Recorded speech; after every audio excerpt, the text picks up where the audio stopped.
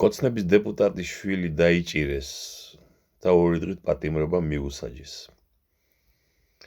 ლაპარაკია თბილისის საკრებულოს წევრის ოთარ ჩtildeლის ქალიშვილზე ანუკი ჩtildeელზე, რომელიც ქუჩაში პროტესტის გამო დააკავეს და სასამართლომ მოსამართლე ზვიად ცეკვავამ კარგად დავიმახსოვროთ ეს კვარი ის 2 დღით პატიმრობაში გაუშვა. ანუ ფსკერი ნახეთ, წარმოიდგინეთ ახლა. ქოც დეპუტატს ეს კალაძის ის არის ძველი ძმაკაცი ეს ოთარ ჩtildeელი შვილი დაუჭირეს მხოლოდ იმის გამო რომ პროტესტს გამოთქვამს ქუჩაში. აი ტროტუარი გადაკეტა და ეგეთი ქუჩის გადასვლა და რაღაცები. და ის ხმას არ იღებს, ვერ იღებს. იმიტომ რომ მონა არის. ეს ხო მონა არის გასაგებია. უფრო მეტი მონა მაშინ იყო, როცა ამ გოგონასთან დაკავშირებით ლამის მთელმა ქოციონალურმა მოძრაობამ გამოაცხადა, რომ ეგა ის არისო, კაცო, ფსიქიურად შეშლილი არისო და მკურნალობდაო მამამისი.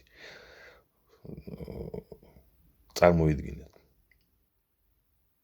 მამაზე ხმა არ ამოიღო, რომ შვილი გამოუცხადეს ფსიქიურად შეშლილად. რადგან ეს გოგონა მეტად ბევრი იყოს ესეთი განათლებული და ადეკვატური. აი ეს არის კოცები. აი უბორნიის ფსკერში ჩახვალ და დიდი ხნის დარჩენილი ქაქი რო არის და მატლები რო გაუჩნდება. აი ეს არის საკოცეთი. ეს ოთარ ჩtildeელი ხო ჩმო არის და ამაზე ხმას ვერ იღებს. იმიტომ რომ იმაზე სალაფავზე არის მიშვებული და ამით არის დაბმული და ზემდგომმა ქოცებმა ხო იციან რომ ეს იმის შვილი არის, კაცო, და სპეციალურად უჭერენ და აჩვენებენ ყველას, რომ აი თქვენ ხართ არარაობები. თორემ ხო შეიძლება რომ თავისი დეპუტატის შვილი არ დაიჭიროს. ახლა არავინ არ თქვას ის რომ ეს კანონიერების სადარაჯოზე დგანანო დედაბუდიანად მთელი საკოცეთი ის არის მაფია და ბანდა. ნებისმიერ დროს ნებისმიერი მათგანის დაჭერა შეიძლება დაწყებული ბიძინა ივანიშვილიდან, რომელიც უმოწყალოდ ძარცვავს საქართველოს და ახლა ქუჩაში პროტესტის გამო გოგოს ორი ციხეში დაიჭერ. ახლა რა არის მაგასთან იმაში, მაგაც დანაშაულებებთან მიმართებაში. აი ეს ვიცოდეთ რა, გაავრცელეთ ეს ვიდეო.